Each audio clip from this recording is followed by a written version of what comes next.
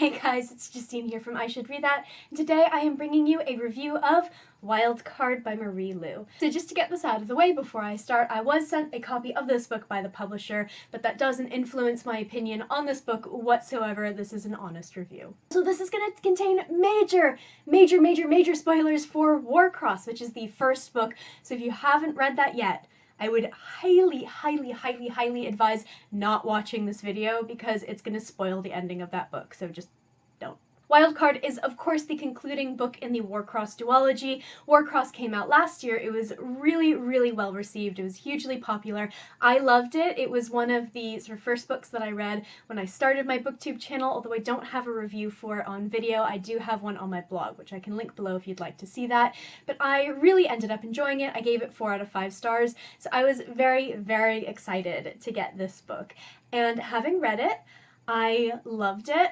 I have a feeling that this is going to be a polarizing one because it is quite different from the first book. Wildcard picks up a couple of days after Warcross ends, and of course at the end of Warcross we have this huge revelation, this big plot twist that Hideo, who is our dreamy love interest, is actually kind of the bad guy. He has this plan to use the Neuralink that he's created to take away people's free will when it comes to crimes and criminal activity. He's going to end crime. Of course, we know the reason that he is doing this is because he has been so profoundly impacted by the kidnapping of his younger brother Sasuke when they were boys that he is going to not only eliminate crime, but he's going to use the Neuralink to try to find him. So Emika wakes up a few days after this, and she has the feeling that she's being followed, and of course Zero is the one who's following her, and we learn in the first book that Zero is Sasuke. We don't know what's happened to him, we just know that he is now the hacker who's trying to bring down Hideo. So she has to make this decision. Is she going to join Zero and the Black Coats, which is this group of hackers that he is with,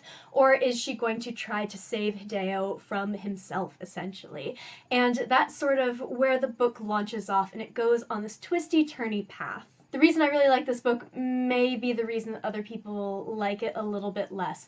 I really like the fact that we move away from the Warcross games. We don't really see much of Warcross in this book, and I think it's amazing, and it's so incredibly vivid, and the way that she writes it is really incredible. And I think that Marie Lu is a video game developer. She works in video games somehow, so that comes across really well.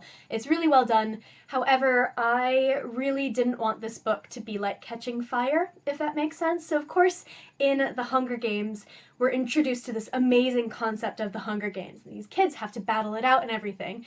Then we get to the second book, and we're back in the Hunger Games, and it's basically just a rehashing of the first book's plot, and I really didn't like that. She doesn't do that in this book, and I really appreciate it. We do get a little bit of Warcross, so of course there's a rematch from the first book that happens for the finals, and we see a little bit of a game that happens in the dark world, which is like the deep web or dark web or whatever it's called.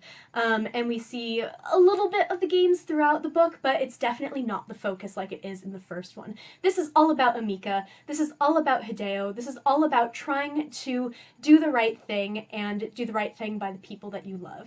It's very complicated in that way. One of the reasons that I like it so much is that Hideo is a gray area character. Emika is trying to do the right thing, but she can really see both sides. I will admit, when I read the kind of big twist at the end of Warcross, and he's like, I'm gonna get rid of crime, and she's like, oh no, that's terrible. I'm like, is it terrible though? I just wasn't really sold on that. But Marie Lu goes into that much deeper in this book, and I very much came around to it by about 100 pages in. So if you are like me and you weren't really like, it's not really that bad, we get into it a little bit more here. And of course our main character is Emika. Again, it's a first-person perspective, and I continue to love her so much. One of the reasons that I like her is that she's not one of these kind of too stupid to function heroines, which you see a lot, especially when you are sort of battling against the love interest. Her feelings do sort of cloud her judgment, but she's also remains a very sharp and smart character. She very much remains herself, which I appreciate because often you see these romances change these women so much, which I really don't like.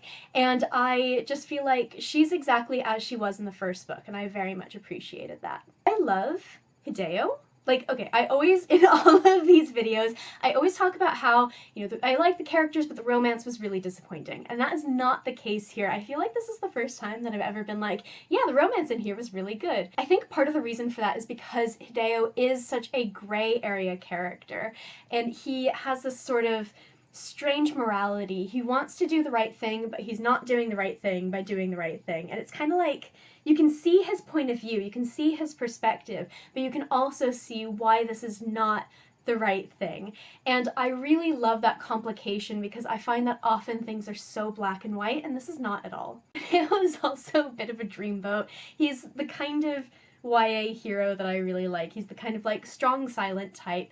He really sticks by his principles, he sticks by his family, and he sticks by Amika no matter what happens. You know that he's always got those feelings. Those feelings are always sort of lurking on the back burner despite how much he might be trying to push them back. We also get to know Zero a little bit better in this book, and I really appreciated that. I liked his storyline, especially as Amika is going and digging up Sasuke's past.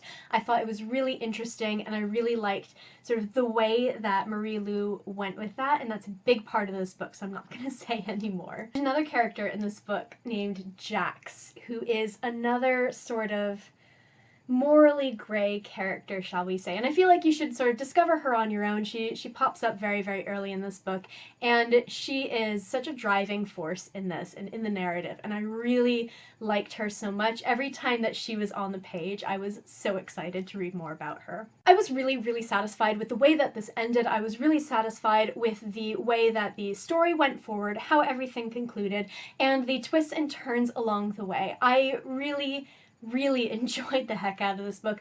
I think I might have liked it even more than the first one, which is saying a lot because I really enjoyed Warcross. I can definitely see why people might be a little bit disappointed in this because it does feel like a very different book, so I wanted to give you guys that warning now. Overall, I gave Wildcard a 4.25 out of 5 stars, which I realize is like the most weirdly specific rating ever.